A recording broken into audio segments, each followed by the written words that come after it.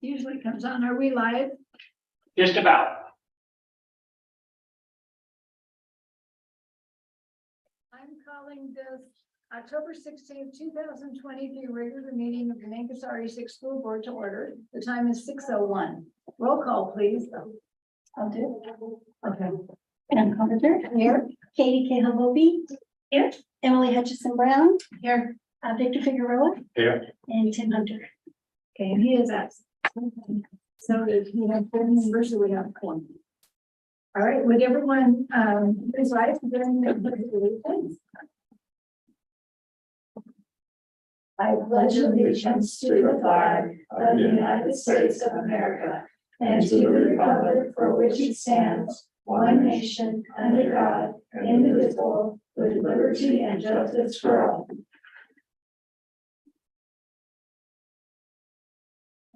Just remind everybody that this is a meeting of the Board of Education in public rather than a meeting with the public. We have 2 times for public participation, but we only have 1 visitor, and I'm assuming we have nobody signed in to speak. No, everybody was empty. Okay. All right, so let's go on with approval of agenda. I make a motion to approve the agenda as presented. I'll second. Okay, any discussion on the agenda for tonight? All right, Heather, will you call the question, please? Katie Cahill Oh, Aye. whoop. Go ahead. I, Pam Carpenter, Aye. Victor Figueroa, Aye. Emily Hutchison Brown. Aye. Okay, motion passes 4-0. Now that I said that it was the agenda for tonight, it is not. It is the September 18th regular meeting. do you want me to make another? Yeah, let's go ahead and correct it. And let's have a quick discussion too. We have a question about whether we want JJE as a second reading or as a first reading. As a first reading, it's the revised JJE. As a second reading, it was the one we did the first reading on, which was the older version of JJE. Okay, and that was in the board packet, correct? Correct. Okay, so we need to make a discussion whether it, or we need to amend the agenda to Yeah. reflect whether it's a first reading or a second reading. Yes, Correct. and knowing if it's a first reading, it's the new version. If it's Okay. a second reading, it's the previous version. And this is, I had copied this off, Okay. but anyway, this was the new one, was with all of the work that Katie and Emily did. And that, I don't think the purpose was to bring it as is. I think it was suggestions and they were pulling pieces together, am I correct? In that. I think we're, in my opinion, we're on first reading version. I'm okay with first reading of JJE as submitted here. Okay, Not okay with second reading okay, of the original. okay. Okay, so let's move JJE to the first. So we need to reading. amend. Do we have it on as? No, it's actually on as Is it on a a second? I believe so. Yeah, it's on second. So I will, It is. so do we want to get rid of the September agenda? Do we want to make the motion for September 1st? I think to we're okay approve? because we'll do that next. I got mixed up. Okay, so I will make a motion to move JJE to a first reading, Okay, amending our October 16th, 2023 agenda in that manner. okay. So I've got a motion and a second to move the JJE policy to first reading instead of second on tonight's agenda. Do I have any discussion? October 16th agenda. Do I have any discussion on that? Okay, Heather, will you call the question, please? Thank you, Aye. Pam Carpenter. Aye. Victor Figueroa. Aye. Emily Hutchison Brown. Aye. Okay, motion passes 10-0. Okay, now it's approval of minutes of our last meeting, September 18th. I make a motion to approve the September 18th minutes as presented. And I'll second again. Okay, I've got a motion and a second to approve the minutes from the September 18th, 2023 regular meeting. Any discussion? Okay, Heather, call the question, please. Katie K. Hobobe. Aye. Sam Carpenter. Aye. Victor Figueroa. Aye. Emily Hutchinson Brown. Aye. Okay, motion passes 4-0. We do not have any public participation.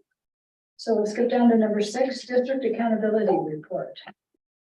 So we had the district accountability committee meeting, our first one.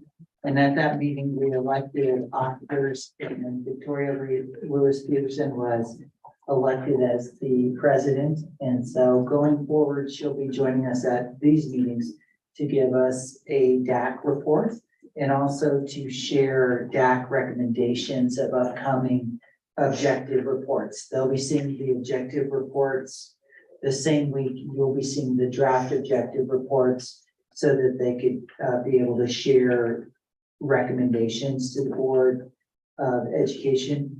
And then in addition, at that meeting, we had a really thorough and robust conversation around the attendance procedure, the new attendance procedure. And that was by Josh Gardner, and that was really helpful for the group. Okay, so we're talking about maybe secondary more, the attendance. Is that where the issue is? Yes, that's primarily where the issue.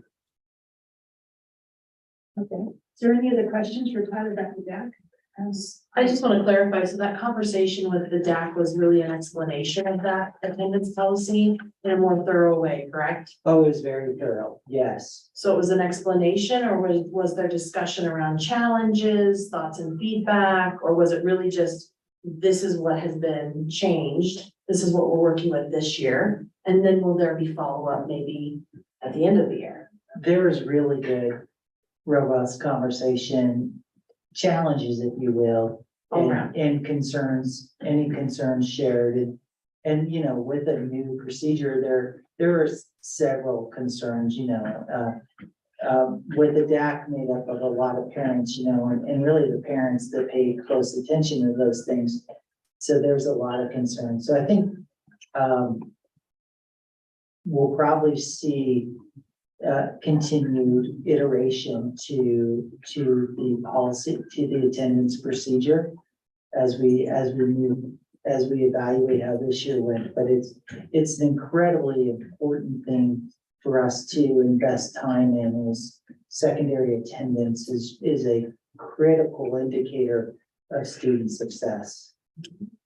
So I'm to assume that you will or already have planned to maybe kind of do a year-end follow-up with that same group, so you can get feedback after a year and then come back to the board for that same discussion, so that we're all kind of aware. Yeah, I don't know if they'll be with that same group or not, but I would expect that we'll see a pretty robust, thorough evaluation of the new attendance procedure with feedback from parents in it, you know, as to whether it made sense, whether it worked, did we have higher attendance, did we see better results, and what was the parents' experience, what was the students' experience, and what was the academic and behavioral outcomes. I would expect that at the end of the year. Great.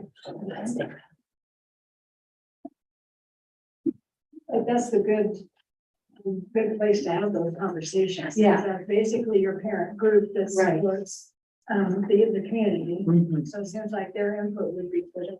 Exactly, that's why I'm making a little bit of a note, so Okay. I think that's a great place to start as well, and I also think it's worthwhile to say, completely plugging Georgia GAC here, but like that is a place where a parent voice can really participate and be heard on Yeah. the regular, and if you are a parent and you want to have an opinion, that's the place to start, is with GAC. Yeah, those parents were heard, and they really had, you know, direct and unfettered access to the administrator leading that charge.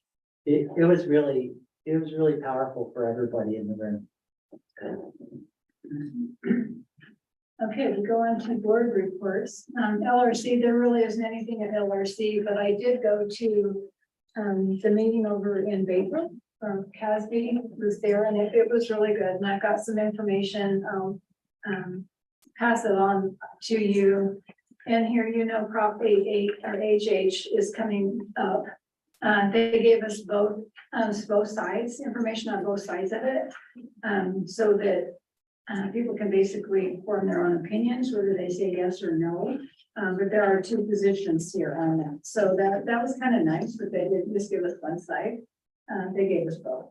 So this is what your vote means if you say yes, and what your vote means if you say no. So anyway, they went over that. They went over the board president cafes are starting again next month in November. And those are important. I think you get a lot of fun information. Sometimes you'll have to look at the subject, what they're talking about to see if it's relevant. But they're worthwhile. They also had their legal team come in and talk about the legalities and what CASB can and cannot do. They had Matt come in and speak about ORC and the legislation that's coming through. And they definitely want to see you in November or in December at the CASB. That was a big push. They have social media tips for school board members, which is really kind of interesting. I think that's, you can get a lot of trouble, on social media, being that you're an elected official. And then your meeting can be better with board book. You guys all know that the CASB has a new member book that is amazing. I mean, you have to get it, read it, and that will be given out at the December meetings. They talked about the budget. Of course, this is the wrong time of the year to really talk about legislation and all. But everybody was really pleased about the one amendment proposal from CASB about getting the legislation to pass the Long Bill and the School Finance Act 21 days, wasn't it, before the end of the session? It would just be huge. So they talked about that. We really need to talk, everybody needs to call, write, text, legislatures, your representatives in both the House and the Senate to really get on that, because that would really help schools a lot. They would stop using our kids hostage to their pet projects. They would be able to do that. So anyway, so that's kind of a nutshell, and I'll leave all this. You can look through it and see what you like. I think I took a lot of minutes to. The website, the CASB website has been updated. There's a whole bunch of information on there, so check it out. It's a wealth of information. There was an update from the task force to update the bylaws of CASB. And they came out with them, I believe, at your delegate assembly. So now they're out. They wouldn't give us anything at this meeting. Yeah, they're out. So You guys all should have got a copy of it. yeah, so those new bylaws, you can look at them and see what you think and let Victor know. Yeah.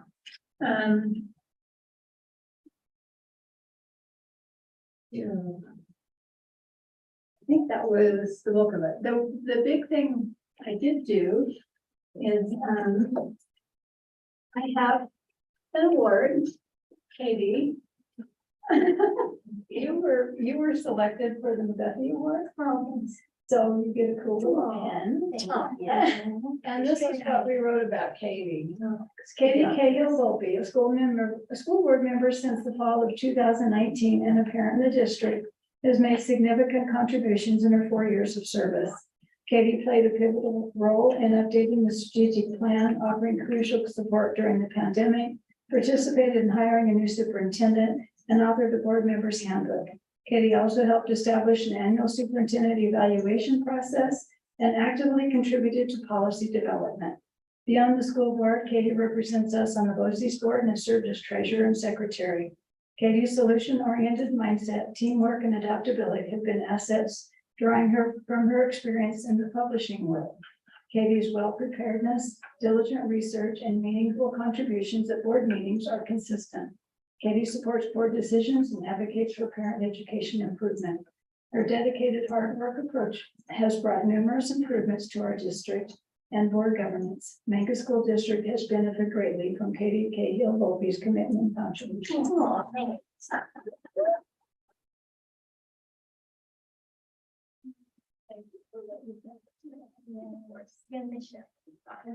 That's all I have. So let's go on to Casby. I kind of stole your thunder, sorry. Get another award? Yeah, we're glad to listen to an award. I just want to update on a few things that we talked about last board meeting. I went and attended the 2023 fall conference for the delegate assembly. It was in Glenwood Springs, and it was a really good conference. I do have to say, I do learn a lot with the sessions that they provide, and they have several sessions. I'm just going to go over one session because it relates to the work we're doing here, that we're really been working on in our district. This session was an opening session by Scott McLean, a PhD. He's talking about nationwide. There's a new movement around the power of deep learning for preparing future readiness graduates. And the deep learning that he's really talking about is fueled by college career readiness concerns, new technologies, and state policy changes across the country. Deeper learning schools emphasize student interests, agencies, empowerment, and meaning making, as well as real world relevance and robust technology usage. Many of those terms really fit with PBL and project-based learning. And really the schools, he reviewed with us 5 different schools, and the schools that he was really referring to were project-based type learning schools. So we're on the right track with project-based learning. And as we develop our strategies and our processes to really engage our kids more, I think that we will be on the cutting edge of this, what they call now deep learning versus project-based learning. But I also think that deep learning really means that we've got to prioritize and identify what are our priorities when it comes to our standards, when it comes to what we want kids to learn. And that work, as you know, is going on in our district to our strategic plan. So I was really felt like I was, it felt good about the work we're doing here based on just this presentation that this man presented. So that I wanted to share with the board. I also wanted to share that we, for the first time, did virtual voting. So we all did virtual voting, even the members that were at the site. So I did mine on my phone. So they gave you a program, you logged into that program, and then each amendment that came up, there was, heated discussion. Some were, yeah, we all got to do this. And then you voted, and then the results came up pretty automatically right in front of everybody. And that's what determined whether it went on to our legislators or it didn't pass. There were no major issues, a few glitches in people's phones or laptops. I think that altogether there were 92 members that were present for this voting. I hope in the future we get more and more that get involved, because we have potentially 178 members that can participate. But that's like So- 30 more than we've ever had before. Yeah, absolutely. It was more than we ever had before, so that's a plus. Yeah. And then lastly, I just want to, so let me just close off on saying that the virtual voting was a success. And I think they're gonna continue to do that as we move on, and they're going to make it better and better. I think the only thing that I would say, and I voiced this, and I think I heard it from a lot of different folks, was the people that were not present at the conference could not participate in the verbal feedback. that was going on at the conference. They could hear the verbal feedback that was going on about what they supported, what they didn't support, and why members supported that and didn't support it, that kind of stuff. So we hope that in the future that they're going to fix that so that folks that are online can also participate and saying, I really support this for these reasons, or I don't support this for these reasons. Yeah, so like full participation. Full participation, yeah, exactly. No, that's great. I just wanted to share, and I know our board knows, but the public really doesn't know a lot about the amendments that we push forward from our board. So I just want to share what the results were and a little bit about that, about each amendment. So our board proposed 2 resolutions this year to CASB. The first resolution was what we call the Colorado Teacher Minimum Wage Amendment, or a resolution. And it was really a minimum wage resolution that would ask the state to recognize and to support that all districts in Colorado would have a minimum wage of $45,000 for teachers in Colorado, regardless of what district they're in. And I have to say that many of the rural districts gave us feedback, and they said, I really support this concept, but I can't support the bill because I can't guarantee in our district we're going to be able to pay $45,000 a year. Even with the state, doing the 7-year roll-in and giving us 7 years to get to that point, I just can't guarantee that that's going to happen, and I can't support it because but I support that we really do need to get to a minimum wage.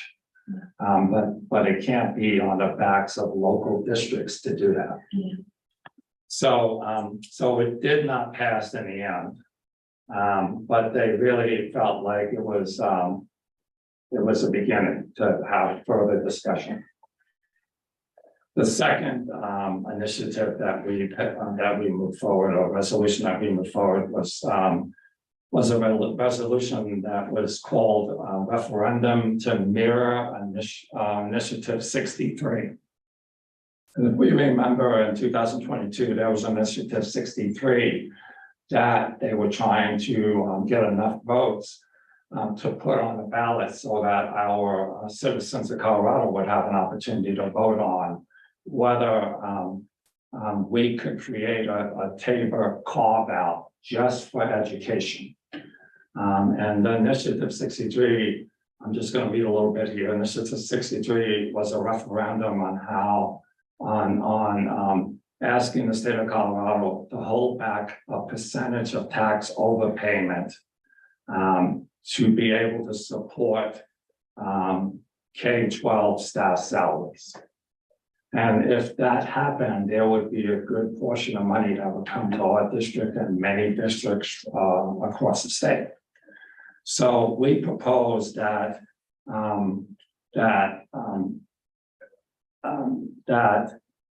CASB call on the Colorado General Assembly to approve a referendum measure to voters. This referendum measure would be on the November 2024 ballot.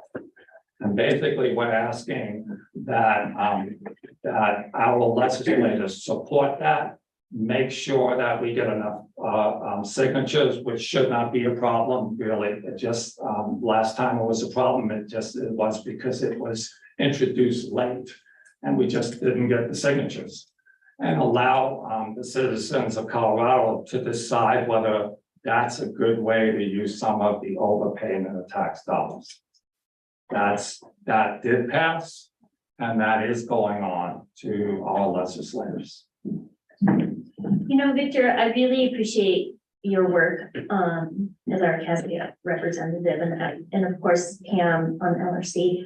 I think as we move forward, since we do have one of these resolutions that we have wrote our name on, we need, I think, for the future board, I would really hope that there is kind of a very concerted effort and plan on how we as a district are going to support that. How we are going to get community that information out to the community, how we are going to be responsible for trying to push the vote. And I think we have a strong narrative in our district to help support that I think a lot of small rural districts can identify with. And so I really would encourage that that's some of the board work moving forward. Yeah, I agree. yeah, I agree with that. I agree. Yeah, so.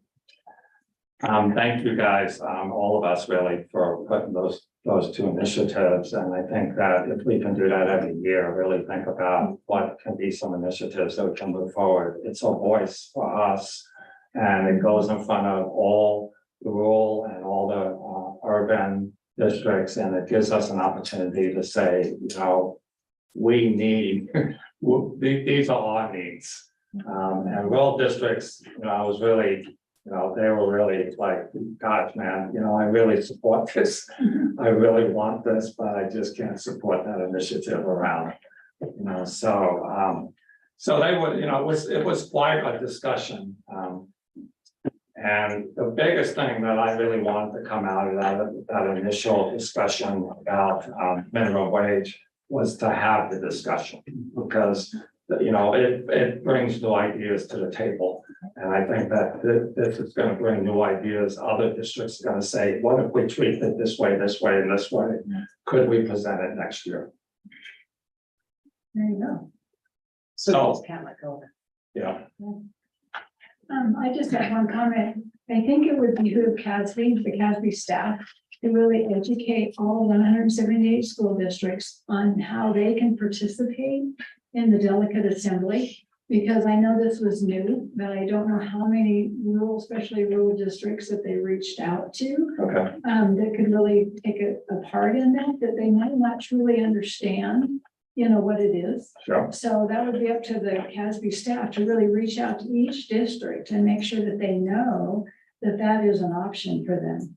And also the regional representatives Yes. as well. Yes. absolutely. I think Yes. those guys have the best opportunity to really reach out to each Right. of the districts that are in There's that no, area. there's no reason why 178 can't participate anymore. Absolutely, absolutely. And then that'll push those resolutions along further with those voices at the table, but they just have to know they can get there remotely.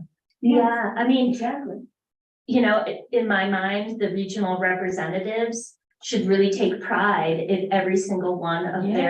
their districts was voting. Yeah. Like that would be That should be the a goal. goal. Mhm.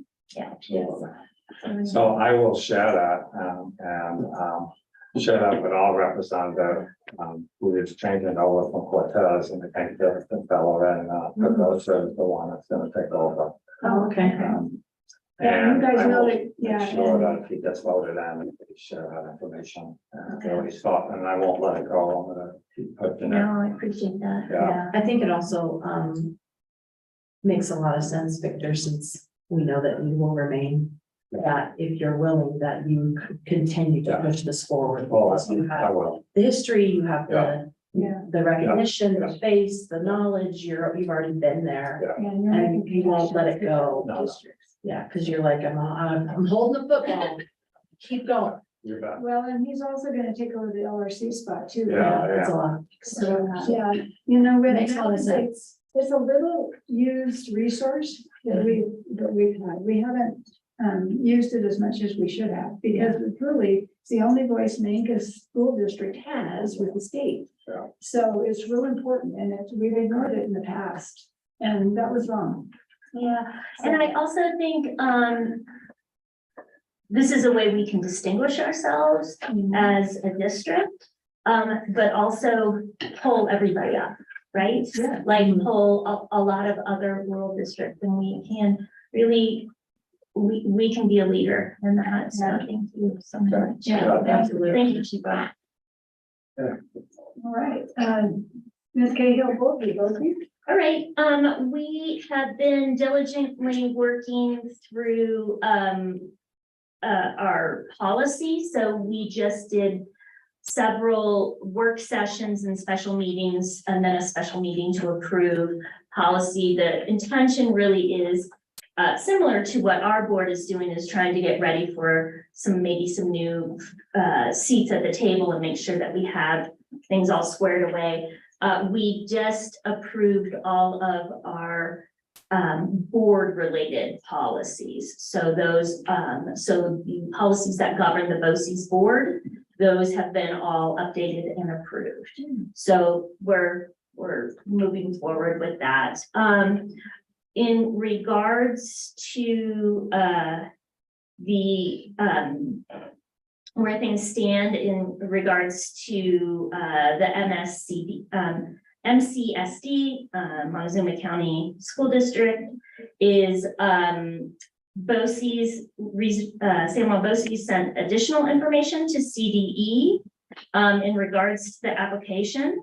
The document that they sent over is basically BOCES Finance, HR, ESS, Gifted, as we're learned more about today, and data teams with input from Superintendent Advisory. And so that was submitted to CDE as well. So just as a recap, the deadline for CDE to approve or deny the application is November 30th. The Colorado BOCES Association will also be meeting with the Colorado Department of Education Director of the Exceptional Student Services Unit, along with the Associate Commissioner later this month, to discuss this process as a whole.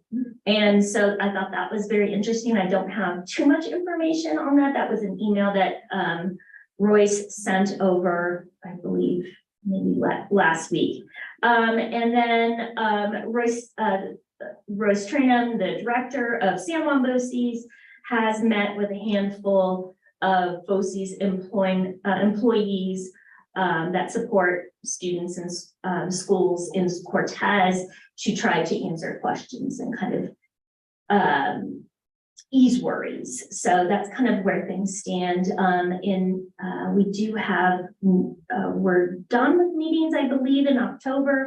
So November, I believe, is an early meeting, and then there'll probably be new members brought in as maybe some members roll off, and then there will be elected positions. So that's where I'm seeing.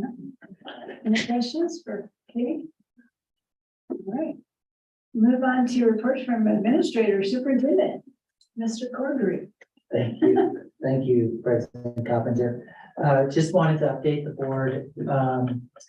Last Thursday, we administered the Healthy Kids Colorado survey to middle school and high school students. We had 6 opt out at the middle school level, and we didn't have any opt outs at the high school level. I have not heard any feedback from staff or parents in regards to this. So it sounds like it was delivered well. Mr. Gardner and Ms. Manahan that were the ones that were in charge of managing that process. And all reports are that it was well managed. Also, as you know, last week was fun chaos here at the school district with the homecoming activities, from dances to parades to extracurricular activities to exciting athletics. So that all went off well. So that was a success. Also at the school district, we're very active with one of the grants that we get a lot of support from CDE and San Juan BOCES on is the 5-year MTSS grant. And that team, the district level team that supports that is Adion, Linda, Unsworth, Tira, Ed, Brady, Dr. Marable, Seth, myself, and that's well supported by Brandy from the San Juan BOCES and Mr. Taylor from CDE. So that's making good progress. We really, that's led by Ms. Giles for our school district, and we're seeing really good progress with that this year as we start to implement a variety of MTSS processes. And I'd like to talk with the Board of Education about possibly adopting a version of the agenda to modify our version to be a little more MTSS in alignment. So President Coppinger, we can have a conversation about that and see if it works for this environment. We had a really terrific, gifted and talented report at our work session today, led by the San Juan BOCES and our two staff members, Liza Escheler and Lewis Fortin. I felt like that was a very good report, kind of gave us an idea of where we stand with gifted and talented. We were able to celebrate our successes, but also identify areas for improvement. And so I'm sure we'll have additional conversations on that going forward. And as I just close out my report, I would just like to join the board in their appreciation of Director Katie Cahill Wolfley winning the McGuffey Award. That was really well-deserved and well done. And President Coppinger, that's my report. All right, any questions for Todd? All right, finance. Well, so Alice has been working on compiling a list of our numbers for October count. So the latest number that we have, it'll have to become official once Heather does the actual report. But I'm gonna start building the budget based on 487 students. So we budgeted for 475. So that's great because now we have a little more money. That's, 12 additional students than what we budgeted for. So each student's about $11,800, and that could change a little bit too once we get that final number. And that's K through 12. Mhm. So that doesn't take into account the, Mancos Early Learning Center. Yeah, that's a whole other thing Yeah, with UPK. well, are they considered full-time, their early learning center? Oh, it's its own thing. That's what I thought. Yeah, it's really not pretty. It's not, it's a lot. We're working for it. So anyway, that'll equate to about $142,000 extra dollars in our budget that we didn't budget for, so that'll be helpful. So just wanted to give you guys that update. And then the other thing, you guys had asked last week, or no, last meeting, if I would put together a spreadsheet on the grants and what grants were tied to salary and benefits. So it wasn't in the board packet, but I handed it out at the meeting. So I listed for general fund, preschool, and food service funds. We have a total of 30 grants that we're working with right now this year. Wow. And so I just listed them out, and there's 11 in the general fund. So if you look at the third column over where it says allocated to salary and benefits, if you go down that column, if there is something in there, that means that salary, that grant is allocating to that salary. So there's 11 of those that we are currently, using for salary out of those grants. And so when it says annual, it means that it will come back every year? Yep. Is that- Yes. Okay. Yes. And MTSS should, for that term, it should be 5 years, not 3. That was a mistake of mine. So just know that that's a 5-year grant. If there's a 0 in like 22 and 23, but then a number in 24, 25, does that mean it's gonna kick in next year? So that 0 would mean that we didn't have the grant at that time. So we didn't have it. So for instance, if you look at the high impact tutoring grant, Mhm. it's a 2-year grant. So we have it this year, and then we'll have it again next year. We already know that that's happening. Okay. Some of the dollar amounts are kind of estimated at this point, but we know we will be getting the grant you know, for a future year, if it's in one of those FY 25-26 columns. Does that make sense? So this is just basically to kind of give you guys an idea of where we're at, you know, and Todd and I discussed this today, you know, if we decide that that position that is tied to a grant is actually super beneficial to the district, obviously, we're gonna have to have discussions on whether or not we keep that once that grant is gone, or we seek a different revenue stream to fund that position, which is possible. I mean, there's tons of grants out there, so we're hoping to know in advance that, hey, okay, we want to keep whatever position, so we need to fund money for it. So we're just gonna keep our eyes on this. I just wanted you guys to know that that's how, or that's what's currently in the budget that you will see when we approve January, or all these grants here. So when we, get closer to a grant kind of, closing out, you're thinking like April, May, you'll discuss more with us whether you're gonna try to supplement that grant or find another grant. As it relates to, a particular position. Really just, before that, as that school year starts, then that's when the conversation would really start from the board level as to whether or not we would try to continue forward with an additional grant to fund that position, or if there could be a financial general fund implication for that position. The positions were hired, all the ones that show numbers that have a position assigned to it, those positions were all hired with no guarantee that those positions would continue after the expiration of the grant. Fortunately, as a school district, geographically, we're in a great area to get grants. And as a school district, we're organized in our competency level is really high to allow us to continue to get grants going forward.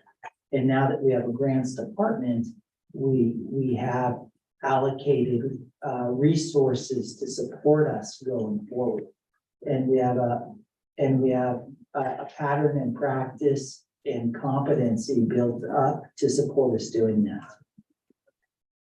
I think it's a really important conversation that we have with the public that, if I counted this correctly, that we have 11 grant funded positions.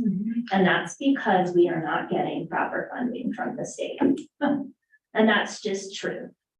And so when we as a board support a resolution, it is because we have 11 grant funded positions that we have to start slicing and dicing.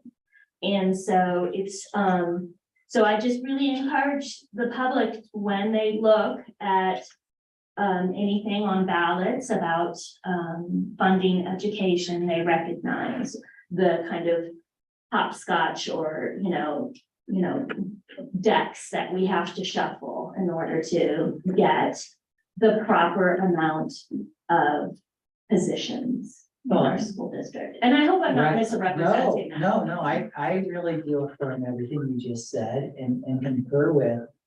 And as a school district, we go through extreme hurdles and a lot of intense work to be able to support our kids at an appropriate level. Like, it's not appropriate that we can't afford, an elementary math interventionist. And therefore we had to go out and find a competitive grant to fund that position, for instance. Or that as a school district, there's no way we can afford an elementary dean other than through a grant process, or a secondary dean through a grant process. So those things are not appropriate, that we have to go through these additional hurdles to make it happen. Fortunately, we have a lot of competency in our school district that can make it happen. The other superintendents in the region are frustrated with the grant process because they don't have the internal competency to build these positions. And it's a lot of. It's a lot of work in every aspect. And it's not, and it's ongoing, and it's not clean. Right. This is not clean and it's not clear cut, and with every grant comes expectations that we don't really want to engage with, but we have to make it happen. So there's not just the application in here, let us give you a check. It's application, it's, go ahead, reporting. It's reporting, it's expectations, and it's things that don't align with what we want. We have to write the grant to meet the need we want. And then we have to do these other things that we're less enthused about or don't want to do. And then we have to do the monitoring and the compliance, which take hundreds of hours. That's why I asked for help to get that. Absolutely. Because in last year's budget, we had 40 some grants. This year we have 30 so far. You know, but who knows what will come in as we find needs and try to apply. So it does become And labor intensive. the ones with the years next to them represent the competitive grants. Those are the ones that we go out and Okay. get. The other ones are the ones the other school districts also get. And those also come with ridiculous reporting and Right. compliance. So even though we have to do them, they're still horrible to work with. It should just be built into the students' per pupil operating Yes. revenue, but it's not. That would make life so much easier. The other thing I would suggest that Katie suggested about communicating with our community was continuing to communicate with our staff about the different positions and departments that have been put into place. And Todd, I know you've done Yes. some work around that already this year. But I really encourage you, again, in my mind, there's never such a thing as too much communication. And the reasoning, like, why did we get this interventionist and why did we get this grant department? Why do we need that? Because as you're working in the district, you see these different things popping up. And without information, then people develop their own idea of what that is or why that is. So the more information you can put out there about what you just talked about, Yeah. well, we need a grant department because there's so many reports that need to be, written and given back or whatever, the better. Yes, and the other, just as you mentioned, the grants department itself, it's a two-person department.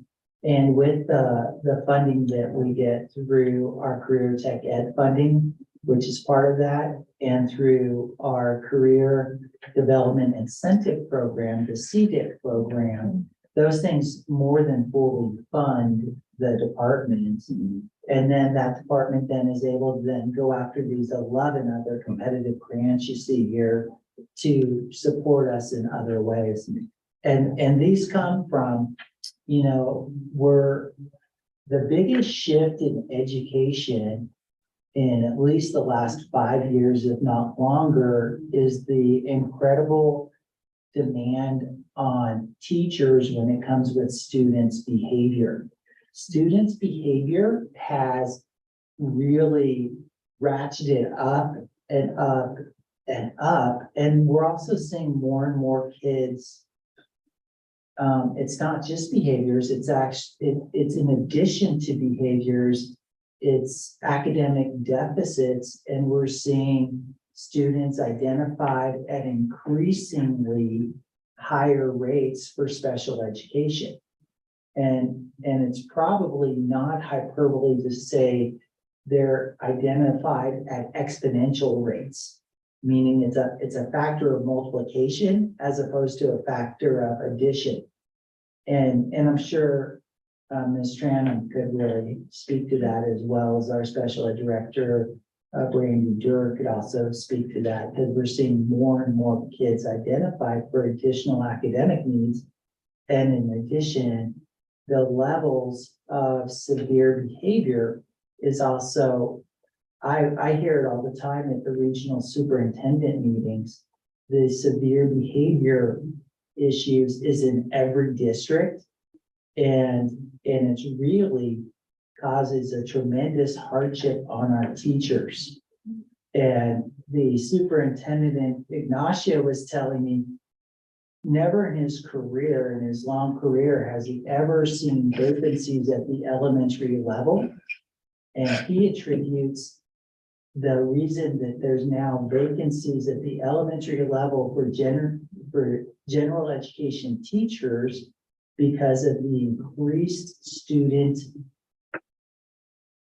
violent behavior that students have. They're bringing it into the They're schools. bringing in. And then the Young. teachers, Young, young, and then the teachers are dealing with the that teachers are, versus just teaching. right, And that's coming down in age. yes, And then and COVID happened too, which means. Well, the way he said it, which is very succinct, is teachers are no longer feeling safe. Mm, And that's, Tears thrown at them and. Yeah. right, Scared. and that's really why we're seeing for the first time in his career, vacancies of general education teachers at the elementary level in That is a new particular. phenomenon. We've not had. So all those things lead to why we as a school district said we've got to bring additional staff in, and we have, and we've been remarkable at bringing in additional supports, and we've done it through grants. Because there's no way our general fund, No, our general fund can't even meet the baseline needs of paying our staff an appropriate level of compensation. So this is our way of meeting that need, even though we're not meeting the compensation need through our general fund. Well, I'd just like to point out here on this list is for those that are listening, our grants pay for our K-12 advocate, our ELL teachers, our secondary and elementary deans, social worker, our nurse, our elementary math interventionist. Which one of those would you give up? exactly, exactly. And my commentary would to support that comment. Todd, I think it's crucial that we take, and Chrissy, this is amazing work. Yeah, But I think that we need to take exactly this and roll it forward into a primary work session with our new board members Yeah. to give them insight. And then I would like to see some type of a cadence. We can work together as to whether that be biannual, annual, how it, of course, we always discuss this when it comes to budgeting time. But the fact that this discussion is being had outside of budgeting brings a different light to it, in that we're talking about positions that none of us, in looking at this sheet of paper, would easily say, well, we can do without that. So the new members of the board need to really become hyper aware of the positions, the timeline, when they run out, how we, can we reapply? When do we reapply? What else is out there? It's the bigger, this helps paint the bigger picture, even though they're finite numbers. Right. And we have to keep that in the forefront of our minds. I agree. And that's what my problem was too, is as soon as election is over, this needs to be in the hands of those Exactly. that are gonna fill these And seats. I will make sure that. Yeah, yeah. And I'm gonna bring it up at the DAC meeting next month. I'm Good. talking about budget and Get them ready. financial stuff, so we'll make them aware of this as well, just so they're. And I know that this is something that's relatively new for our district since Mr. Corderick came on board. Mhm. Yeah, I mean, the annual we had before, but Uh-uh. we've added a lot of competitive grants since Yeah. Todd has come on board, which. So thank you for your work and diligence in getting this going. Like you said, that they come with a lot of costs. Yeah. They cost, so it's not always, it doesn't always feel like a great thing. Mhm. Yeah. It's not a good alternative, it's just better than the opposite, the only other choice we have. Well, and we always try to be really mindful of what we put on our staff.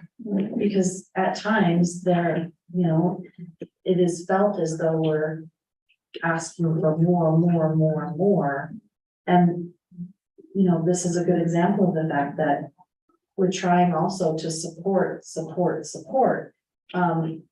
It's hard to balance being able to, you know, clean a plate, if you will, like, okay, let's clear this path for you to be able to teach and not have to worry about your safety, like just to bring up your point. Right, Right? That's not as simple as, yeah. just don't worry about it. Previous secondary principals, they didn't have dean support. Right. They were also responsible for gifted and talented And programs. now we've separated that. And now we've given the secondary principal an opportunity to be an instructional leader. Right. And that's beautiful, because that allows, you know, the principal to support teachers with instructional practices. Those are gonna have real consequences for increased student outcomes. It's better for the teachers, it's better for the principal, it's a far more sustainable position, and it's a far more enjoyable position. Well, it's gonna help our teachers to stay. Mhm. Yeah. We won't have the consistent turnovers that we've been battling in the past. Yeah, I think we're in really good shape there. Our teachers, I feel like we've got the right folks in the right seats on the bus. Yeah. We just need to keep them there, and I feel very optimistic that we're not going to see a lot of turnover in our system. Well, it's just like Mr. Horton was saying earlier in our work session that, you know, he would like to have additional support and training in regard to the gifted piece of his position, which is a highly diversified position. If we can do that for any educator, when they are taking on a new role and say, hey, I'm gonna take this on, this stipend for XYZ, but can you please help me understand this piece better? If we can, and that's an easier grant to, I think, apply, something that is training based.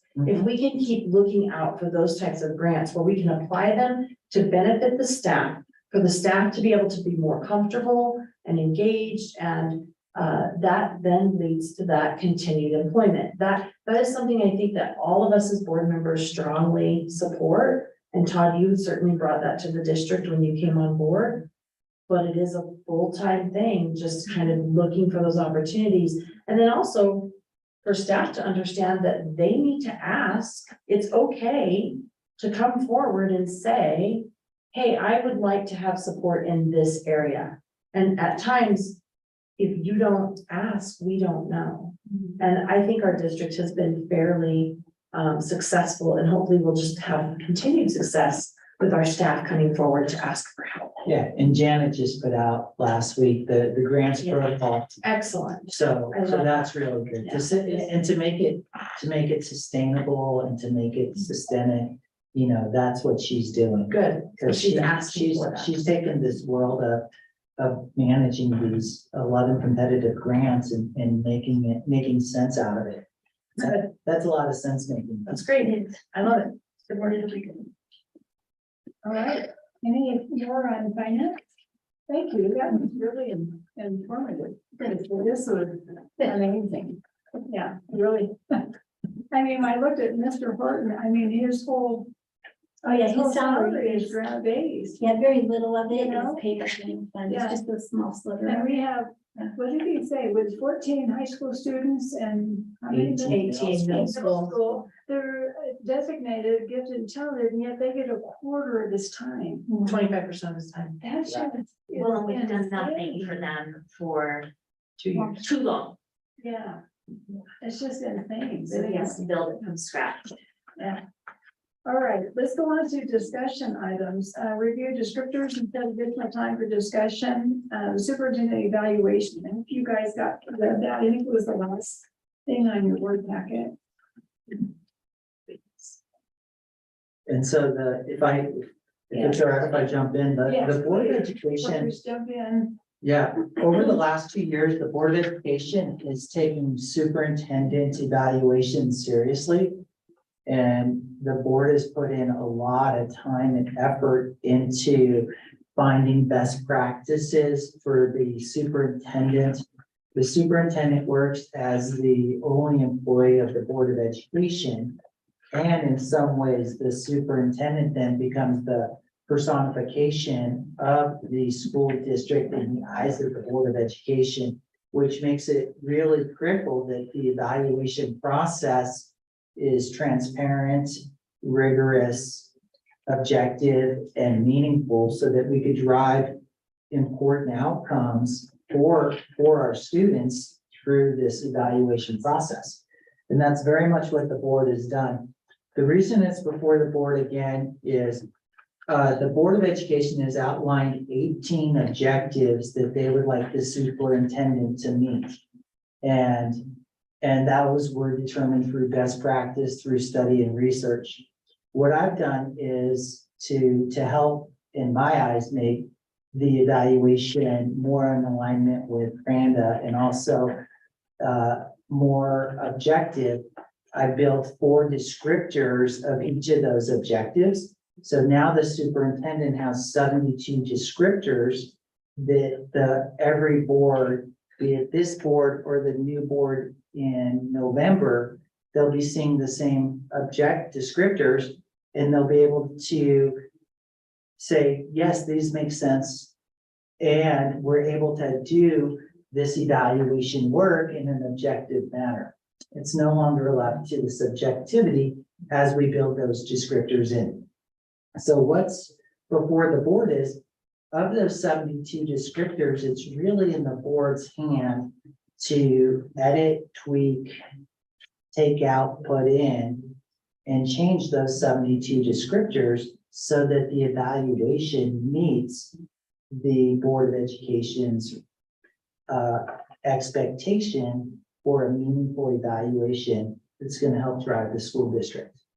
And I think that's going to take some time for the board to evaluate those 72 descriptors and say, are those the right ones? Are they building? Are we able to then check them off and say, this makes sense? And are we able to get data that says this happened or it did not happen?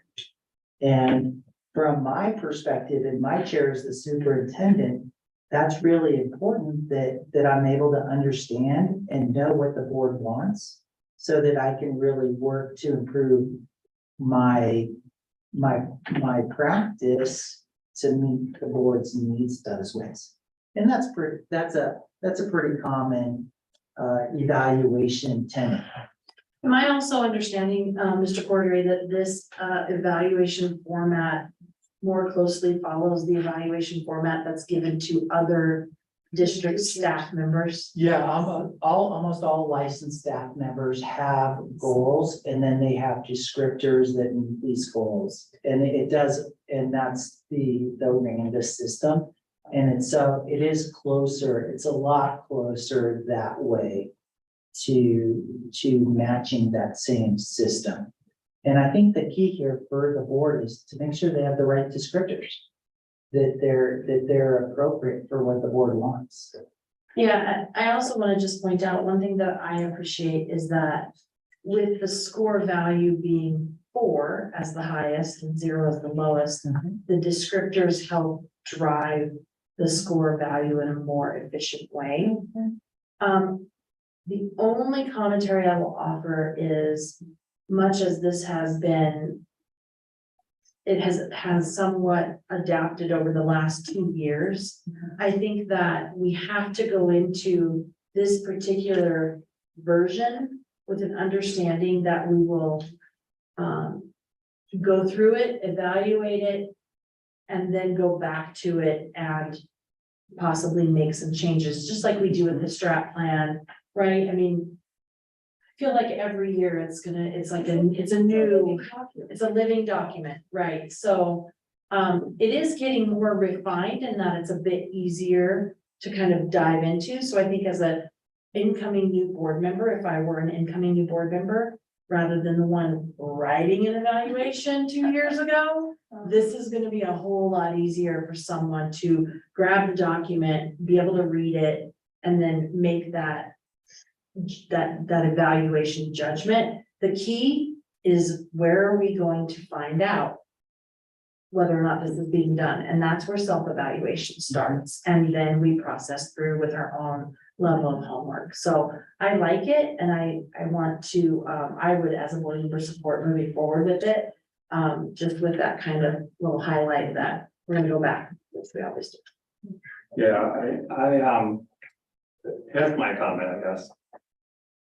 I like the format. I mean, I like, what I see right now. I really feel like the board needs an opportunity to have some meaningful discussion around, the, 4 indicators under these things. I'd like an opportunity to look at what we had in our last evaluation and pair them off with these to make sure that they're still in line with what we were expecting. And then I really want us to have some discussion around the evaluation rating definitions.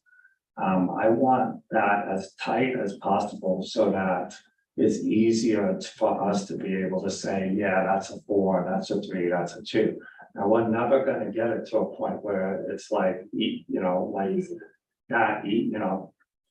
so easy to do, but I think some of the wording can be wordsmithed a little bit more tighter.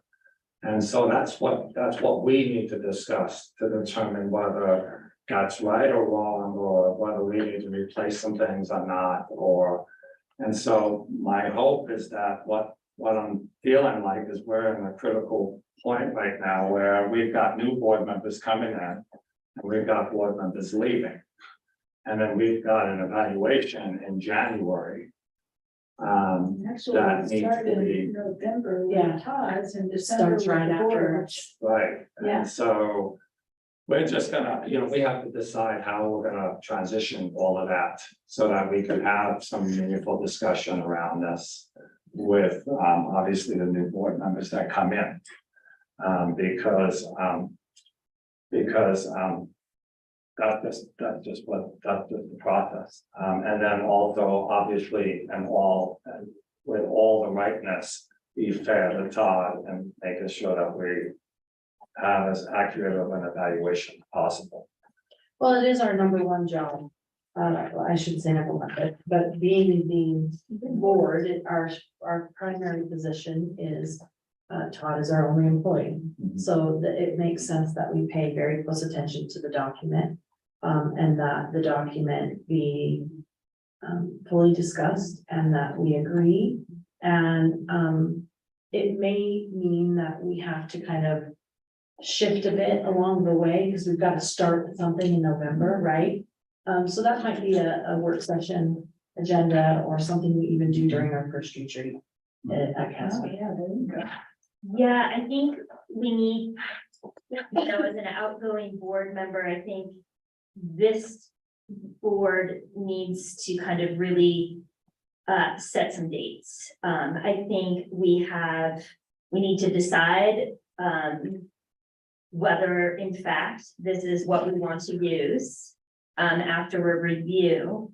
And is that something we can just do without a board meeting or anything like that? Can we just decide after review of this, or do we need to do, it's not something we have to vote on per se? I don't think it is, but I also, to your point, Katie, I think over the last 2 cycles, but specifically this last cycle where we had shifted the dates around, we realized because we had kind of we were late Mhm. in You were our summer. evaluation. Right, so we have already felt the miss on dates and Mhm. have started to look forward to shifting those. Yeah. So I think the work is exactly what you're saying. Everybody currently needs to opine within the next, it'd be great before the next board meeting, and that there be a recommendation of dates.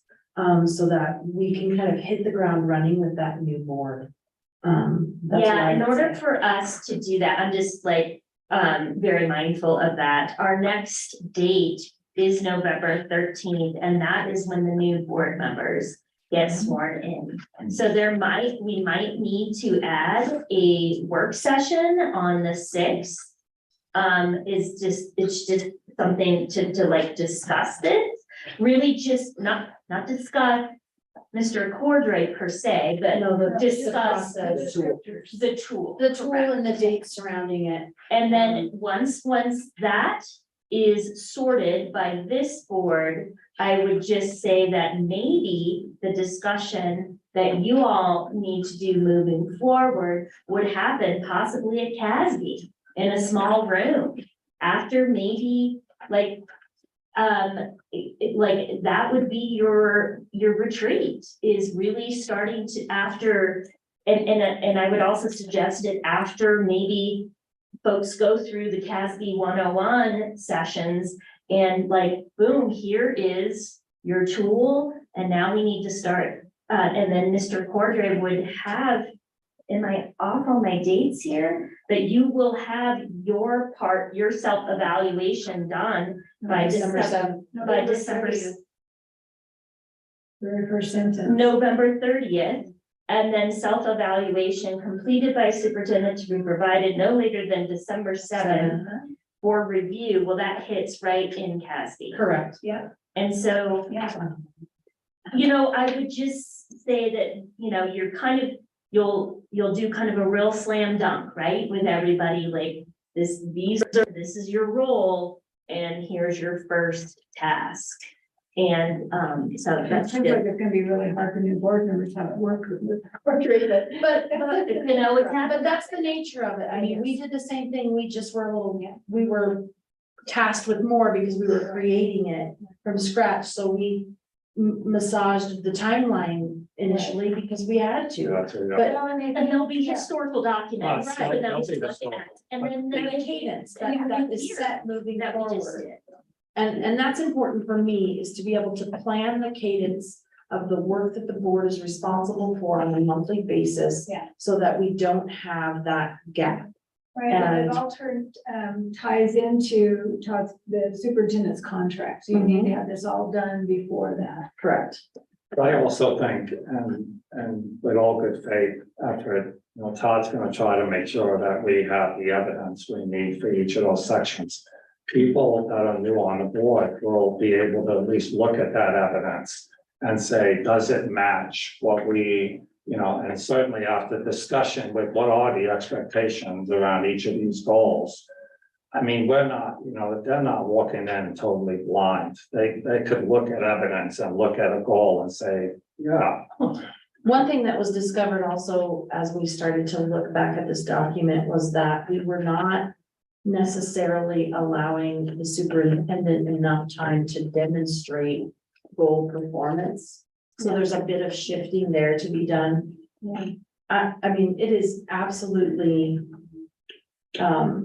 obvious that coming on as a new board member, you are jumping right into evaluating the superintendent. That does seem a little odd, but it just is the way it works. And that's where the existing board members have to have a stronger voice. And there's conversation to be had, and that's why I believe that the work session at CASB and the more time that you can spend as a group helps support that process moving forward versus individual opinions. We are a working board, a board of 5 that have to agree before we move forward. And that agreement is the one strong voice. So that's the way a board works. So if we do the work and we're good at what we're doing. Right, and that's what I'm hearing from Katie, is we just want to get the Yes. tools down, so it's Yeah. ready to go. So, I mean, I think all of us can sit with this for a little bit, and then if we Yeah, I'll need come to back to decide to put a special meeting on the We can put 6th, that then, at the end, so Yeah. think about it, yeah. and I put that at the end, we'll revisit that. Okay, and my only comment about this, Todd gave me this, Mr. Parker gave this to me a couple of weeks ago, and looking for it, and my first comment was 72. Oh my gosh, you know, we all know that the goal is about 1 or 2, and he. But those aren't he really my goals. Those are like, Right. here's what I'm doing under each standard. Right. But we could certainly maybe combine. Well, the combined or, let me finish, but, he says, well, you know, you take one area, and this is the one that I want to work on this year, and so that's the one you're going to look at, like, I want to do community relations, that's, I feel is a weakness, so I'm really gonna focus on that area, and then pick 1 or 2 of the descriptors to fulfill, so it isn't, you know, the Randa to me is so overwhelming. You know, because there's so much, and I'm thinking, I'm not gonna do half of them, I don't know, you know, so, and it doesn't behoove itself to pick goals, but when Mr. Cordery brought it out, you know, we can really focus on small areas of it, so that, there's still progress making in the goal setting. Does that make sense? Yes, and remember, the goal setting also is aligned with the district goals. Right. Really. Exactly, And exactly. So you gotta that's, make sure those district goals are also in the descriptors. So that's why we have to have a discussion. I don't see us not being able, we got it, we're gonna have to meet. All right, we'll come back to that. How about that? Todd, or Mr. Corder, anything else you would like to add? No, I appreciate the conversation. I think they'll make for a better trip. Okay. All right, now let's go on to review HR job description. So I just wanted to bring this to the boards. This is just kind of an FYI sort of information. What you have in your packet is a draft version of a potential human resource professional job description. The school district's budget is about 8.2 million, and we have about 85 employees, and we do not have an HR person, simply because we cannot afford one. But what we've done is we've built a job description for what that position would look like, and the responsibilities portion alone, you know, really clearly shows in excess of 30 different job responsibilities this person would have that are now being, you know, done by other people.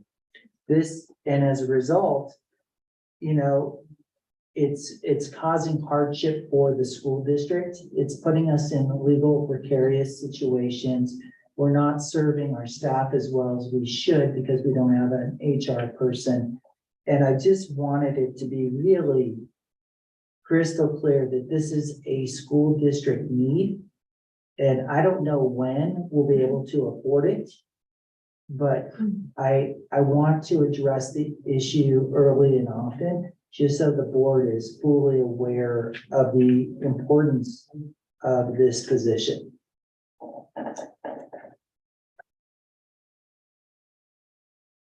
We had hoped to, last year, we had hoped to fill this position, but you know, it comes out of the general fund, which means it immediately gets in competition with staff compensation.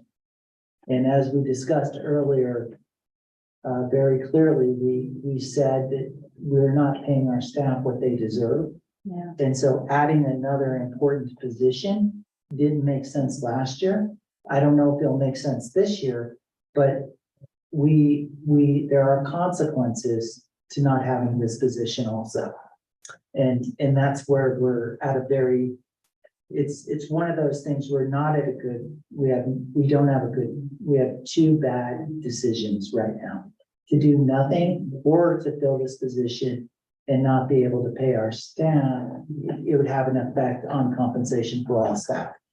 I would also like to just point out, as we deliberate this type of decision, a human resources position is not something that we want to put a stipend around and assign it to someone else. No. It's a critical enough position. It needs to be a full-time, confidential. I mean, this person, if they are to handle the duties that are specified, they need to have a position that is simply surrounding HR and HR duties only. And that is just critical. So it really is another position. It's not a, you do this piece, you do this piece, it's full-time position.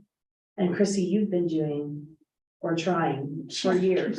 Yeah, we've never had an HR person in the Right. district, you know, so then did both, but, you know, times are changing and there's a lot Correct. of other things happening and. Especially with Title IX. And it's also, I was just gonna say, it's also a legal consideration. Yeah. There's a protection there. There's no way I can do it.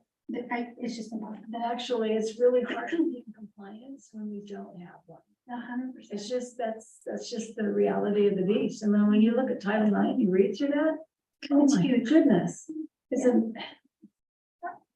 just a web of what you have to do. So somebody needs to take care of that and make sure we're compliant. And So we're this is a trying, we're position, trying. oh, I'm sorry, No, it's- interrupt.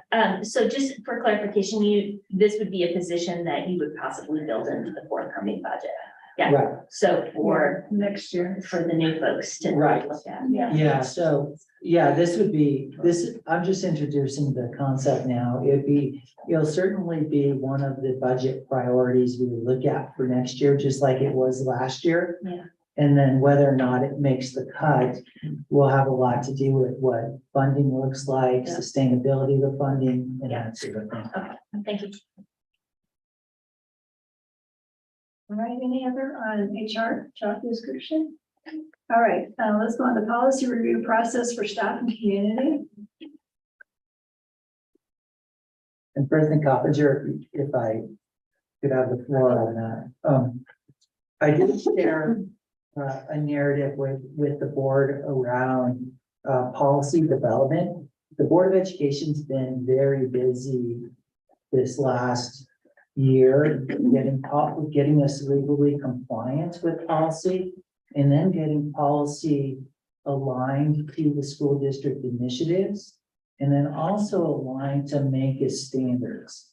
And that's been excellent work, and it really has put us on a strong footing for how we have policy.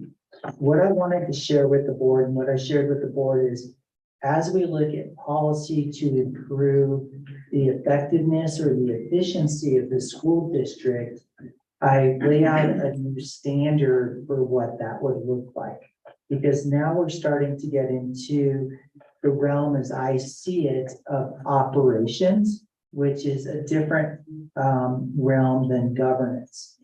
And I see if we're going to establish a policy to improve efficiency or effectiveness, then we first want to do that at the employee level, the administrative level.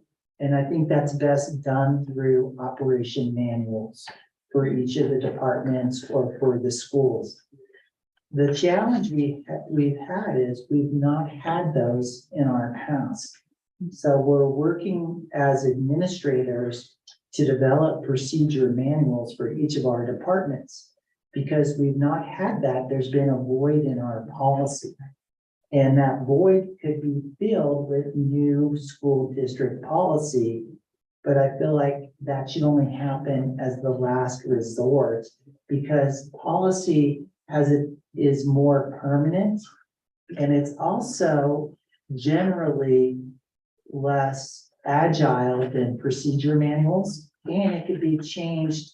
To change policy takes a first reading, a second reading, and a vote.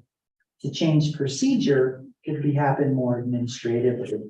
So that's the thinking that I wanted to share with the board with this narrative, is to lay out really a policy procedure that was consistent with our MTSS practices, consistent with having a quick route for keeping us compliant with legal and equity and equality, keeping us compliant with our district initiatives and strategic plan, and then a higher standard for effectiveness and efficiency.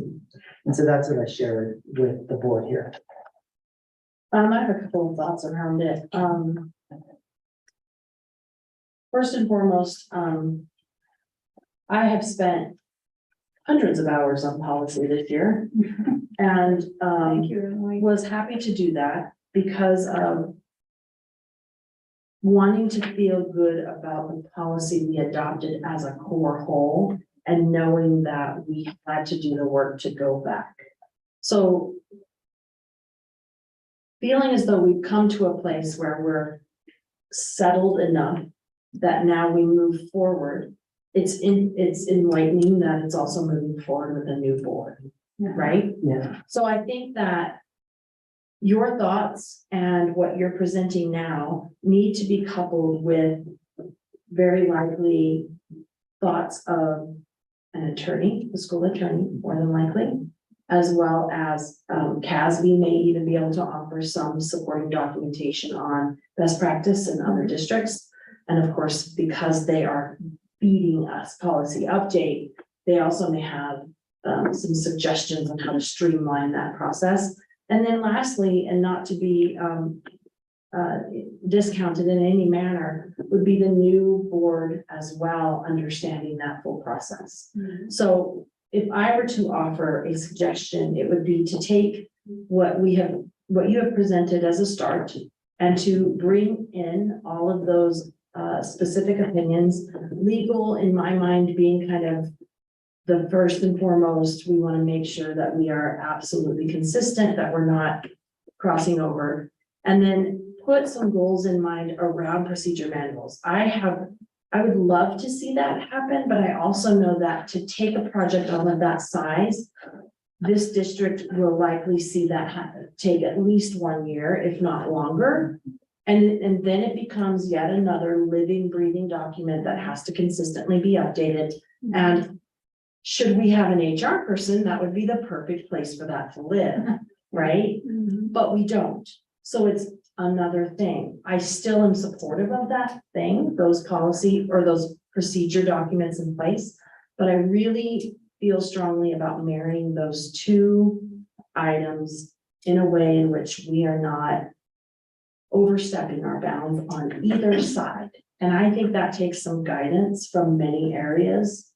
We've got to be really thoughtful about this. And if we are thoughtful about it and we check into all of those different resources, then I think we'll be really good at it and we can be the leader. So I just feel like I need to back up a little because I'm not feeling like I totally understand the purpose of what we're talking about here. So I read the document, makes total sense. There's nothing in the document that you sent around policy versus procedure that I have any concerns about. I guess my question again, Todd, maybe to you is, what are you asking us about as it relates to that document? Well, what I'm asking is very similar to just what Emily just said, is to take a thoughtful approach going forward with additional new policy. The board's been very diligent approving policy for the last year. And I feel like that's very much in line with my thoughts on that too. I feel like that was work that had to be done. And it was work that really got us up to a really good place where we're legally compliant and we're also compliant with Mancos standards. Now, part of what comes forward is a discussion on like policy JJE. Policy JJE has more operational components to it. And that's what really sparked my initial thinking on this, because I felt like that was more operational than governance. And so I just wanted, my perfect world is that we go slower there instead of what we've been doing, which was going really fast because we needed to, because we were really far behind. And we wanted to get our policies up to date for the new board so that they wouldn't have to go through the incredible brain work that this board has done. It was just remarkable. And so now that we're there, I'm just saying, in my world, my perfect world, I would like us to go slower, especially as it relates to policy that could have some operational implications. So going slower from the perspective of creating new policies that can affect procedures. Yes. Right, but my understanding Goes back is and the forth. policies that we went over are policies. One, there were policies we had to do as a, you know, that. Those are what there was required by nothing law. else we could do, that's Right. right. And then there was policies that were overarching policies that we could choose to do or maybe not necessarily have in there. Policies that were internal. So the thoughtfulness from the board perspective is, if we come with another policy, we need to determine, is that legally what we're supposed to do or have to do? Or is that an option? Yes, it's are we creating a policy that governs what is happening within the school, but doesn't set the steps of whatever that is that needs to happen, right? So there's a difference between policy and procedure. Now, that goes two ways. There's also a required amount of policy that is supposed to be held within student handbooks. So we still yet have an exercise to go through, right? Making sure that not only is it top down, but it's also from the handbooks section back up to the top. And where we are having discussion, and this will happen not just around JJE, but many other policies, is that there are historical implications, meaning there has been precedent set in a certain policy and some internal policy that we basically wiped off the map when we adopted core policy, we wiped off the map internal policy. We've gone back and found certain internal policies that need to be put back in place. Does that make sense? Or at least discuss. Or at least discussed. We have not put them all back in place because we didn't need them. They were like so old or they weren't required by law. So why bother? JJE, which is based around fundraising activity, was a policy that we had determined has a place in our district because for many, many reasons. So now we're going back to that policy where Todd is coming forward as he is saying, but are we writing a policy or are we writing a procedure? And in some of the homework that we, Katie and myself, and we've all kind of looked at, is different districts do write policy differently from across the country. Yeah. This policy, as we had redrafted it, which is why it's going into first reading, has a bit of what some would view as procedure. So the discussion is that needed, not needed? And then Todd's point is, well, wait a minute, if this is becoming an issue here, let's really look at how this applies to all of our policy. And I can say with confidence that the policy that we've reviewed to date, much of it does contain procedure.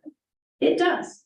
So that means when we go back and start looking at policy again, we need to be mindful of, does it belong in the policy or does it come out of policy and go into procedure? Okay, So we're on the cusp of rewriting policy again and establishing procedure. Okay. Is that a good summary? well, yes, I mean, I get it. The board's work though is around policy. Policy. We let Todd and his group work on procedure. But there's been an absence of A procedure. We have no Hence, procedural handbooks. we filled the vacuum with policy because that is the lever we had to pull. It's the only way we could And it's because we didn't manage. have the operating one. But we really. If we had the But operating. that might shift. So I think what's gonna happen is Shift over is time. there's gonna be everything as a new board is looking at going through the whole system over again. I mean, we just had that work session, right? Like, we just had the work session and we sent that all back to Todd. We did. We sent Yeah. all of those policies, because we're like, this It's is all procedure. procedural. Right. We need all of your team to put your eyes on it and report back. Right. So basically, that's, we were starting to kind of Yeah. think through that Yeah. without articulating it as such, and Correct. he's just really putting, Correct. like, he put it pen to paper. So I think it's really, what's Process. happening, it's a lens, like, it's just applying a lens. Is it this, or is it that, or it should be this? And how do we get from here to there? And it'll really be it's really, we'll probably clean up like the last pieces and then it's a move forward. And then it's in the future, we need to go back and start over. And we need to separate these. My biggest concern, knowing how much work we poured into this policy and knowing how strained our staff is, and knowing we don't have an HR person, is it's going to take us a minimum of a year, if not longer, Yeah. to develop procedure manuals. And that's okay. Yeah. But I don't want to be absent of something that helps the district and is a liability issue be in place. We can go back later and say, you know what, we're gonna pull this policy, we're gonna take a look, this was already put in this procedures guide, now we've got to adapt it, and we're rewriting it basically. The work is, the consideration is, where is the work? What happens now versus what's developed and then comes out later. And with the hundreds of policies we have, there is plenty that needs to come out. Yeah. That's a lot of work, and that's board work that has to be done. Well, and there's also work that Mr. Cordray and his staff need to do. A That ton. policy book that's like that thick in his office needs to be broken down. Each department needs to have copies of those policies that have to do with them. And then they figure out from there, if the procedures they're doing, are they following that policy or do they need to be changed? So there need to be, how many departments do you have? Anyway, About 8.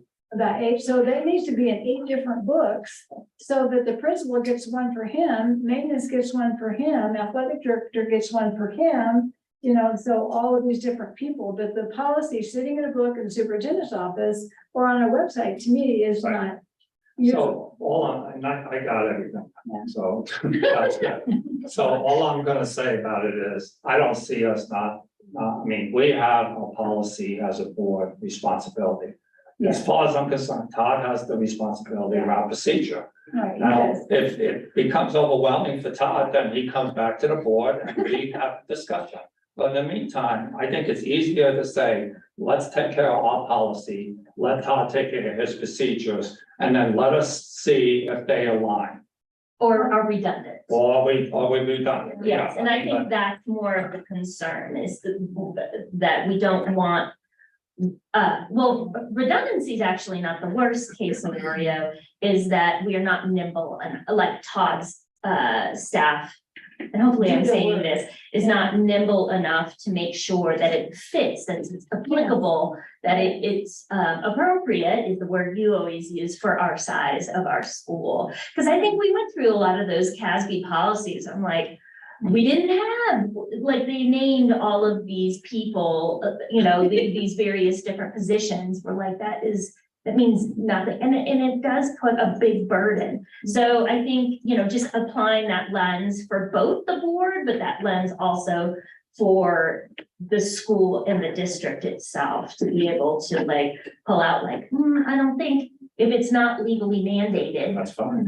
let's rotate it out and pull it over. Well, and I think that's work for the new board to I do, agree. is to get those policies like JJE and start on the ones that are most affecting the district right now and that need to be cleaned up. There's nothing wrong with slowing it down, as Mr. Cordray has asked, and focusing on just those policies that need procedure behind it so that everybody understands what's going on. And you can do that easily. And I feel like maybe you and your team can start in looking at the highest needs area and then come up with a schedule, Yeah. like a schedule of doing the overview by your team, bringing that, saying, okay, and here's the policy that is also applicable. Yeah. We'd like to pull these out and put them in a procedure Right. and just kind of do a systematic approach, Correct. which I'm Yeah. sure they can probably.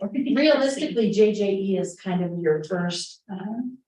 I don't want to say guinea pig or example, Yeah. but JJE is the first one where we're saying, well, here we go.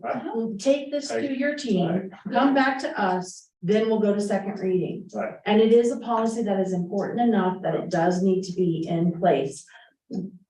We need participation from the district in order to make it policy. And then that procedure to be taken into account. Because as a board member, I will say that I will ask, what is going to be occurring to ensure that the policy Right. is Right. honored? Right. That is important to me. Yeah. And even if you don't want to put it in black and white, that's fine, but I want to know what's being done. But it needs Because that is our fiduciary duty as board members, as it applies to dollars and cents and budget and Title IX. But it needs to be in black and white. It really does, because if it's not in black and white, then it's hearsay. Then it's, well, I thought you said that, but you really said that. You know, so it's gotta be in black and white, so we all understand what was said.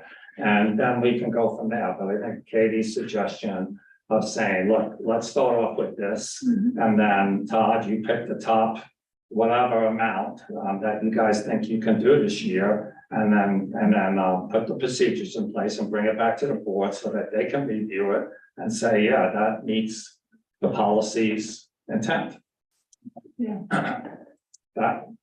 That's, Done. Yeah. It's a lot of work and it will be work that we will carry forward for Well, a it's very gonna long be time. ongoing forever. It's just something that you always deal with. That's the board's responsibility, the policy, so. Okay, can we move on to number 10? Okay, so we're looking at objective 1B. The Mancos School District will upgrade its website for easier access and usability. So what the good news is, this is being presented to the board on November 6th. So what the board has now is just the raw data from the survey. So Ms. Farrar sent out a survey. The board's had a chance to review and edit that survey before it went out. So far, we have 60 responses to the survey, which is a really good number for us. And the board has before it some of the raw material for that. And then the board will receive the reports, the objective report on November 6th in that draft form for normal process and consideration. So how long is the survey? Is it on the website? It's in a variety, it's in a whole bunch of Okay, different. So how long are they gonna keep it open? Is it forever? No, she's gotta have the reports ready to go by the 6th. Oh, okay. So she I- does it the week before probably. Yeah, Yeah, I was gonna ask for can we get the raw data after the close? yeah, for sure. Yeah, because right now it looked like, I'm just reading over what popped out to me was the website. There was numerous comments on the website, and I don't think we have somebody on a daily basis, like an HR person to do. Anyway, to look at that website every day and update it for athletics and, events Right. going on, and that's not what, I think that's what some people would like, but that's not what our website set up. Right, Right. our whole communications department is a person doing extra duty, Yeah, is an extra duty stipend, which one person is doing.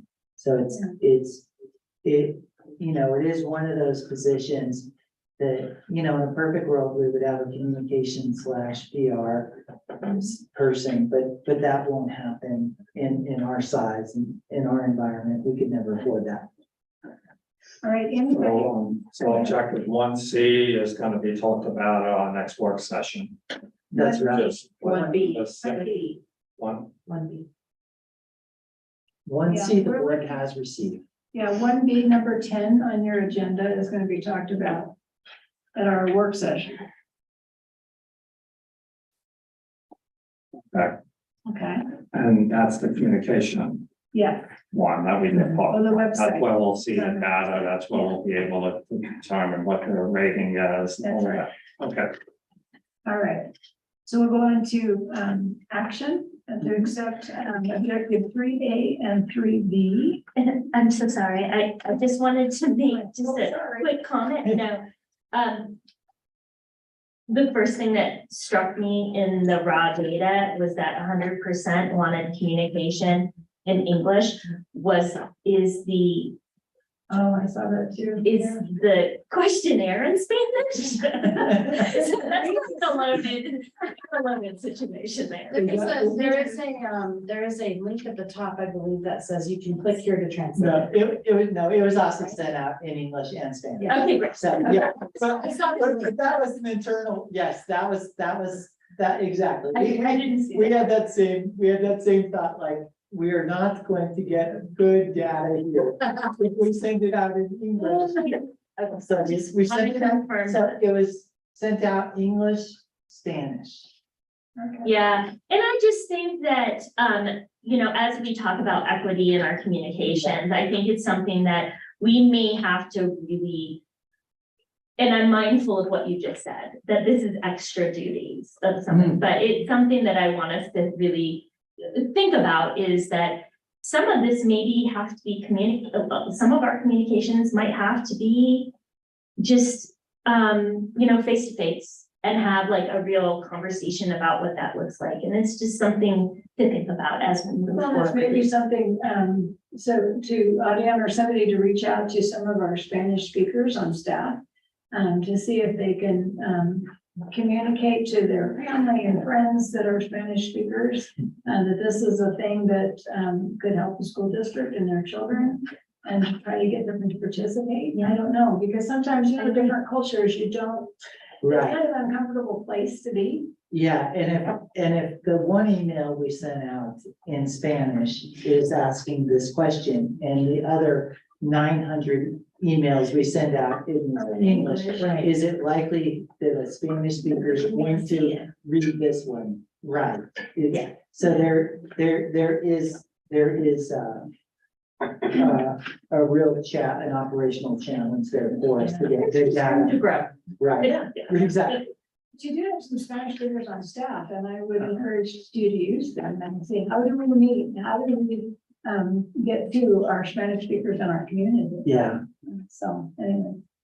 All right, now, sorry, Katie, I skipped over you. No, it's fine. Now we can go on to action item and accepting the objectives of 3A and 3B. 3A, Mancos District uses a standard-based assessment system with formative and summative assessments aligned to district priority standards. And objective 3B, Mancos School District teaching staff use a portrait of a graduate student-centered model in classrooms. So you have those in your board packet.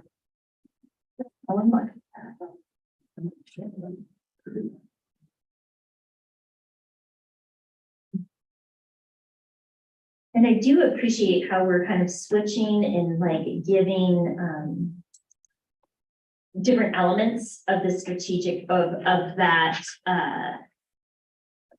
objective report Yeah, are like kind of broken apart. That's really helpful because it, so just my gratitude to Ms. Ferrara about that, because it really makes it a lot cleaner for me to understand where we are doing a great job, and that, oh, even within that particular objective, here's where we've got the room to grow, here's where we're right on track, here's where we're possibly exceeding. Yeah, you're talking about where she's comparing last In the grid, year's and- yeah, and then just got the grid with the different Uh-huh.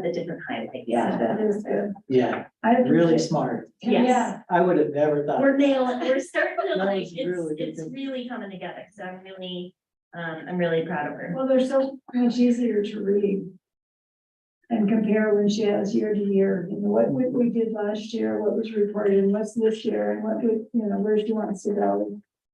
Yeah, I thought that was helpful too. Yeah, Yeah, she does really good work. she does.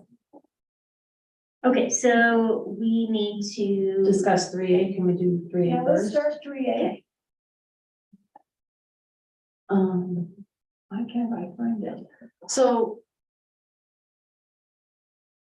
my commentary on 3A, and this is not. To preface this with a comment that. In my experience at looking at our strategic plan and each objective, and even a bit of my own experience in giving feedback as it was developed, although not as extensive as Ms. Cahill, please. I believe that an above standard means we are just knocking it out of the park. Yeah, I do too. We should just be like, people should be flocking to us to say, tell us how you're doing this. And although with 3A, I do believe that we are doing a tremendous job, I do not agree with our above standard rating. I believe with our standards-based at standard. Yes, for the assessment system. I believe that that should be at standard. And I'm good with the other ratings as they stand. And that's just because I really feel like we should be exceptionally exceptional in order to have something off the charts that way. That's my one comment. So I want to, I want to make a comment. I would say that I totally would agree with Emily on that, because I feel like that's a low standard really. As it relates, it's a low standard from the perspective of what a bus standard should be. Bus standard should be something that is high, high reaching. Now, that being said, Todd, let me ask this, so guys, remind me, when we talk about standard, when we talk about approaching that standard or bus standard, who wrote those? And what else, us that wrote those? It was a collective group, but we did review them Right. as a whole. So what I will just say is, if you read, standard, objective 3A, and that second part, it says a standard-based assessment system is able to articulate to students and parents what priority standards a student has or has not mastered. Now, I don't have a problem with that, but what my problem is that it's saying that we should have a system that is able to articulate really in that standard that's above standard. It should say something to the fact that the assessment system will expect teachers to prioritize standards for students based on whether they have mastered or not mastered standards, and then communicate that to students and to parents. In other words, we shouldn't be able to do that. We should be doing it. Correct. That's what above standards should really be saying. Mhm. But it doesn't say that. And because I agree with Emily, does not mean they haven't put that in the right place. They actually put, they said it's the bus standards, because I think they have met it. They've met it from the perspective that their system is able to do it. Right, and in the description of the report, one line to reference and is that the secondary does not use such a system. Grades are averaged.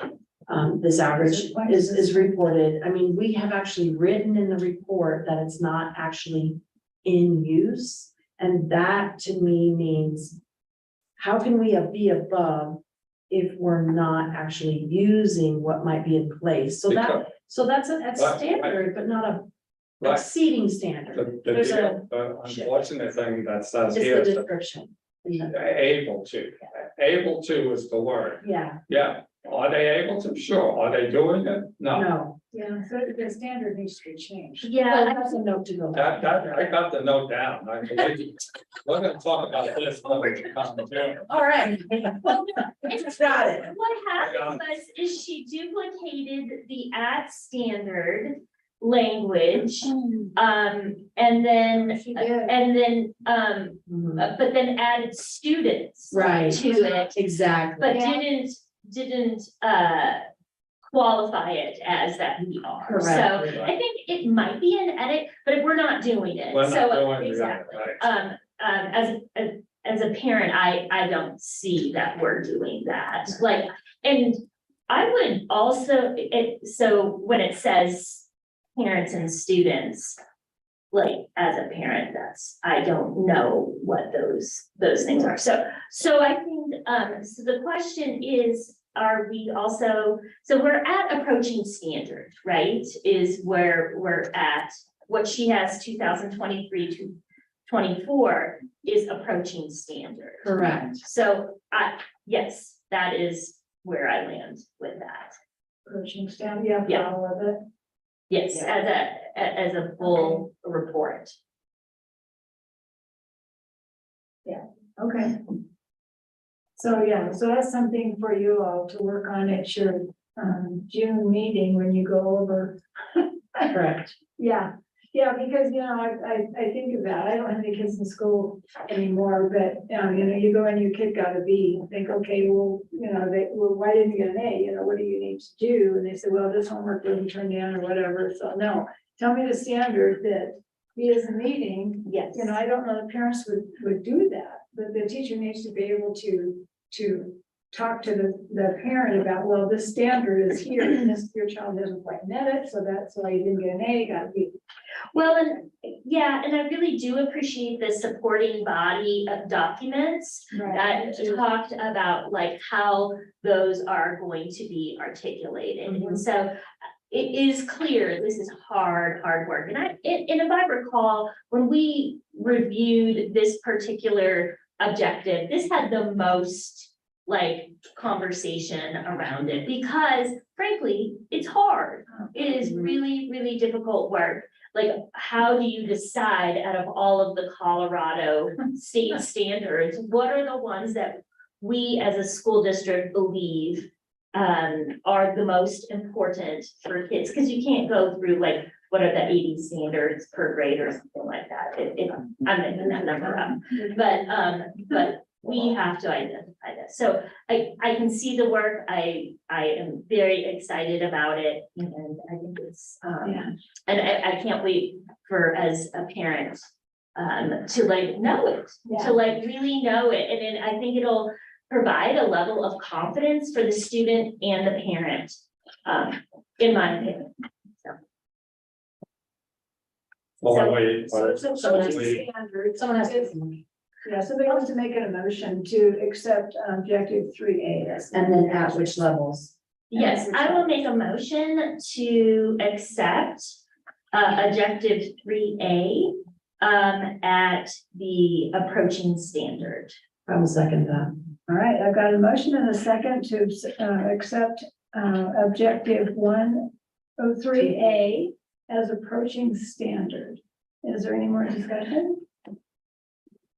All right, Heather, call the question. Katie Cahill Volpe. Aye. Pam Carpenter. Hi. Victor Figueroa. Aye. Emily Hutchison Brown. Aye. Okay, motion passes 4-0. All right, so we go into objective 3B. Okay. So 3G, 3B. I guess it was 3B. That was school district teaching staff uses a portrait of a graduate student-centered model in the classroom. And So I think this is also at approaching standard is her recommendation, which I concur with. I think again, we're getting close. We have 2 of the 3 elements at standard, and I do agree with that. I think we're making a lot of progress there, especially with the 3-year PBL plan.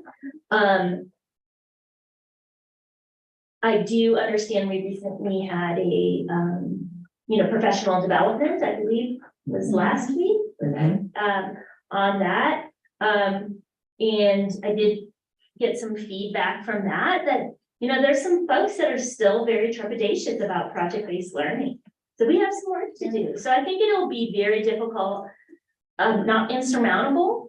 My hope is that after the 3-year investment with PBL and monitoring that with that concerted investment, that we will get to above standard. And I think it's really important for us to do so, as supported by our work session today, is that I was gonna say too. the deeper learning that, or the deeper knowledge, I may be using the wrong term, Victor, that you brought up from the CASB delegate with the PBL that we have instituted, and then listening to, gifted and being that student-centered model and having differentiation within the classroom really seems to like, I think this is crucial. So my hope is that teachers who are not there yet really can find this professional development as a conduit to like hopefully get them there. It's that deep learning. is the Yeah, I term, love that that. Cassie. I like that term a lot I do too. Yeah. So I think the most important part of this rubric to me is that the students are actively engaged. The rest of it means very little if it's not being used by the kids. So. yeah, and I think that I do, I have 2 different experiences with that. I have one that is I feel like in the higher grades is actually engaged, like there is more. There is a place for them to have more of stake in their education. But I think it's, the hurdle is in the younger grades. But I do see that transition happening at middle school. So, And I think the board is still very supportive of project-based learning. That's not a question here. And I feel like, I don't know what we sound like, whether we're being too critical or not, but we're not trying to be critical, but we are trying to set expectations. And I need our administrators, I need everyone to set high expectations. So that people start to dig into this in a way that can really show change in the classroom. Ultimately, that's what we want. We want our kids engaged in their learning. And the presentation that I saw in the schools that they highlighted, granted, there's 7 schools out of the country. But I'm simply saying those kids were doing projects that were changing their community. They were changing their world in some way. And it doesn't have to be that big. It could be that we're gonna change the river. We're gonna do something in our river today, and that's gonna make it a better place. And so I just, I agree with Katie. I think we have pockets of really good stuff going on in our schools, K-12. Yeah. And then we have things that are not happening, and that's why this coaching, these support systems that we want to put into place, the professional development, need to continue to kick in so that teachers can help us understand what else do you need to be able to do this. It's very enlightening to me listening to what you brought back from CASB and when you saw the demonstration, Victor. It reminds me of when, and this goes back several years, when Adam Priestley, who was serving as principal at the time, went to California and went to a project-based learning school, came back into a board meeting and just could not sing higher praises around the demonstration of what this PBL high school was doing. And then you've seen the demonstration. Pam, you and I went to a training with demonstrations. It leads me to wonder if there is a way that we can demonstrate to our staff through, maybe there are small videos or something that gives our own district insight into examples of kids that were doing projects that changed their communities. When we all learn differently, right? Some of us read, visual, experience, etc. That to me checks a box that maybe should be considered on a professional development day instead of just book work. It's always been really excitedly spoken of when someone has seen it. And maybe we're missing that little key piece, because do we not get feedback all the time from parents? And many like, well, what's PBL? Yeah. People don't, we acronym everything, but project-based learning, people sometimes just don't, they're like, okay, so you're doing group work? We need to be better, I think. PBL's not group work. It has not yet gotten Right. with our families. so the question is, we just had a workshop for our community. I hadn't, I did not attend, sadly, but there was no attendance. Very small. Yeah. It's like we have to be a PR agency for ourselves.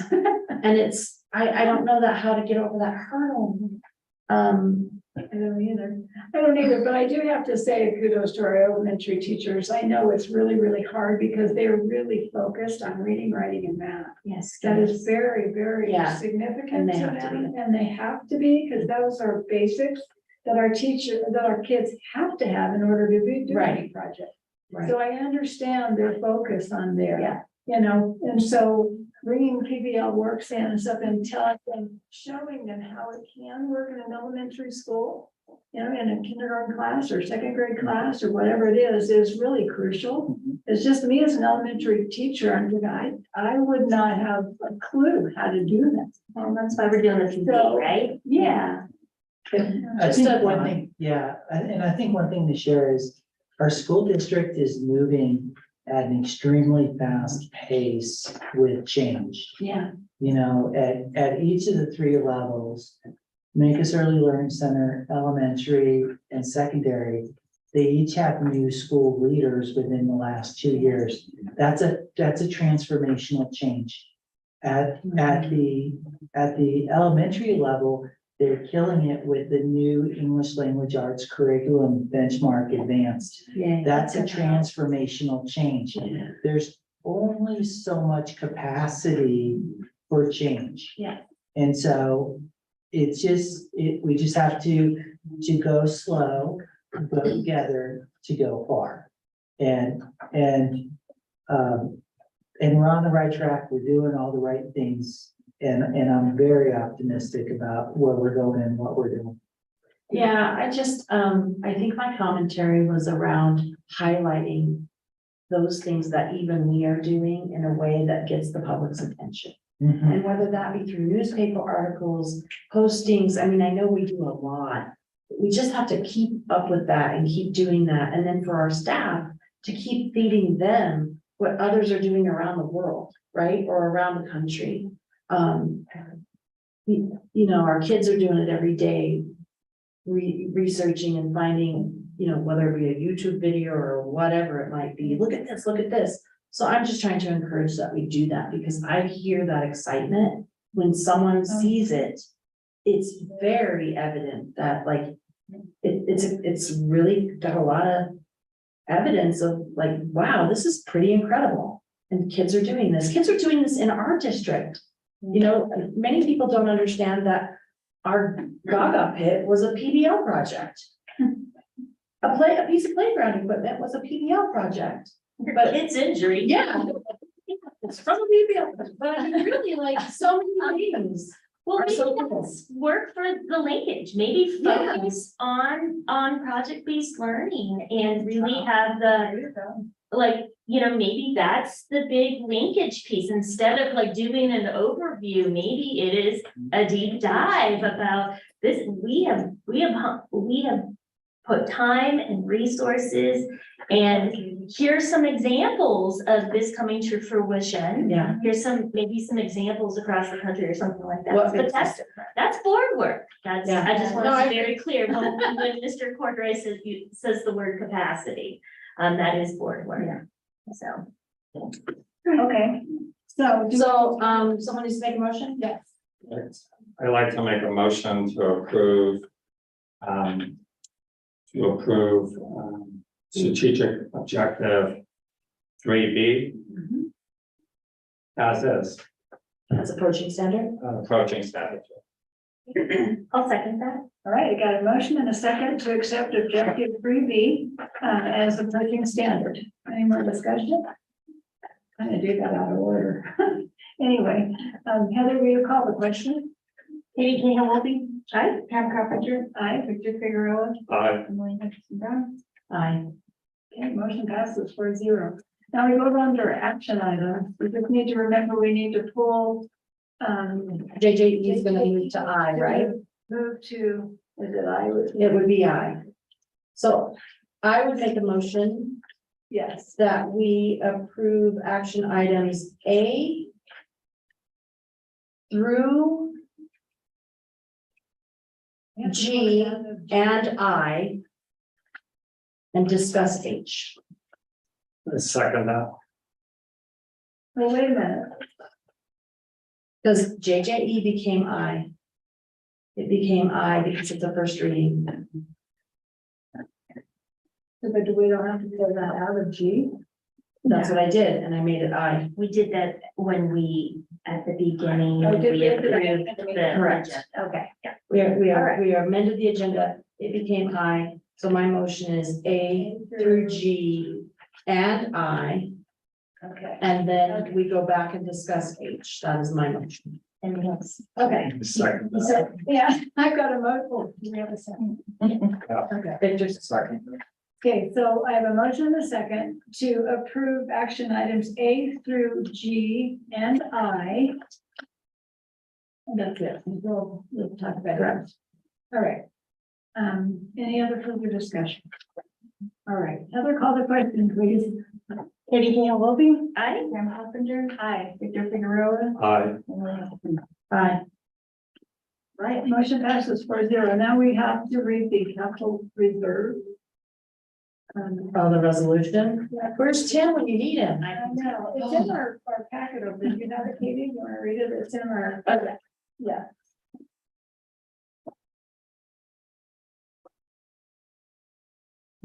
Yeah, he loves to read it. It's a white piece of paper. Those are all kinds of. I think it's the last one or one. Here we go. Okay. Capital Reserve Purchase Resolution. I move that we adopt the following resolution according to Colorado State Statute 22-45-103. In order to refinish the historic gym and performance center gym floors on the campus of the Mancos School District RE6, the Board of Education hereby authorizes fiscal year 24 capital reserve expenditure of $3,341.28 to Hilliard Incorporated for labor. You have a second? I second. Okay, I have a motion and a second to approve H as the capital reserve purchase resolution in order to finish the historic gym and performance center gym floors. Any discussion? There is an invoice over here if you would like to look at. You want to look at it? I do not. Okay. I just want to clarify for the public's knowledge, the historic gym is the gym that is with the rounded roof. And the performance center is on the west side of campus, correct? Better known as a performance center. Performance center. But also has a gym floor because they play basketball and volleyball, other things. Okay. The historic gym. That floor was originally put in brand new with the best grant, correct? Correct. It's not, I'm just clarifying, it's not the same floor from historical, for historical purposes. It is a brand new floor and this is a common maintenance practice. It's a yearly. It's a yearly thing. Yes. All I want Yeah, and the original floor was long gone, because when I was in high school, they replaced it in 1967.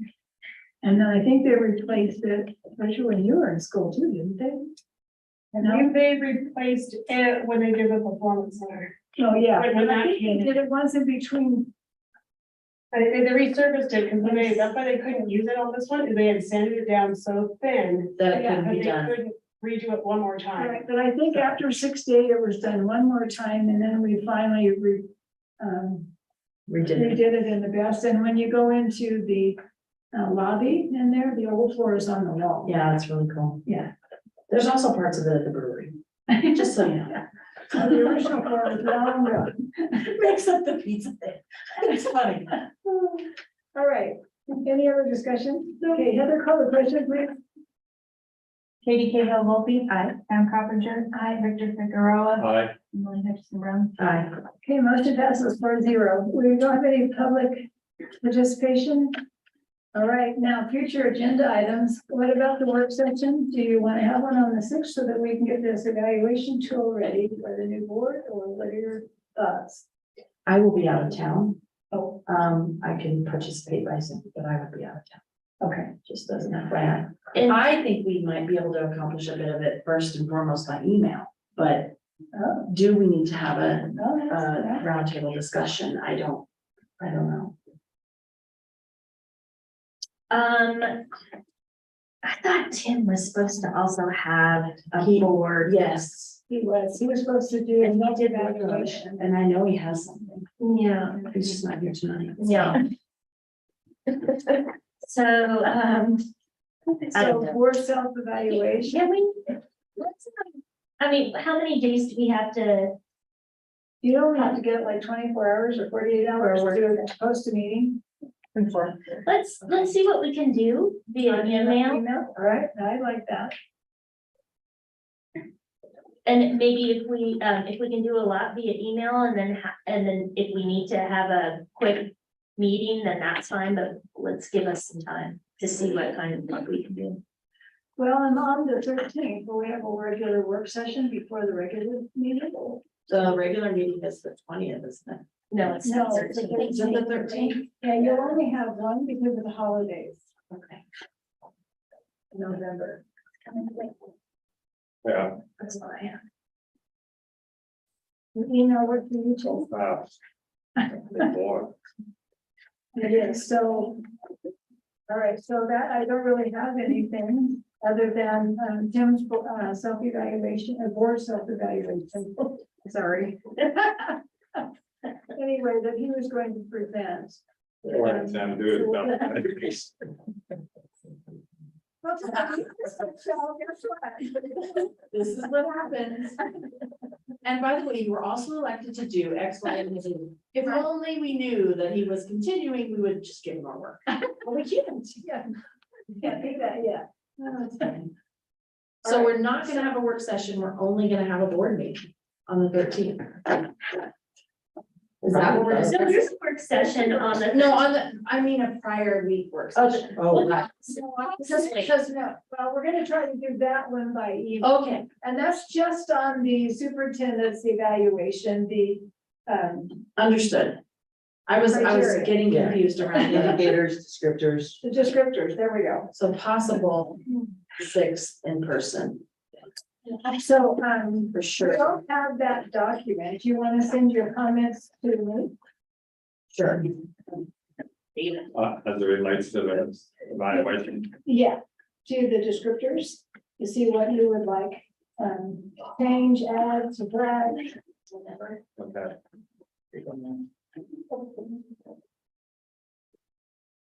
Okay, and I'll collate those. All right. So the self-evaluation is the only, board self-evaluation is the only thing I have to, but we'll do it for next time. All right, that's it. Nothing else? I'm gonna say this meeting's adjourned.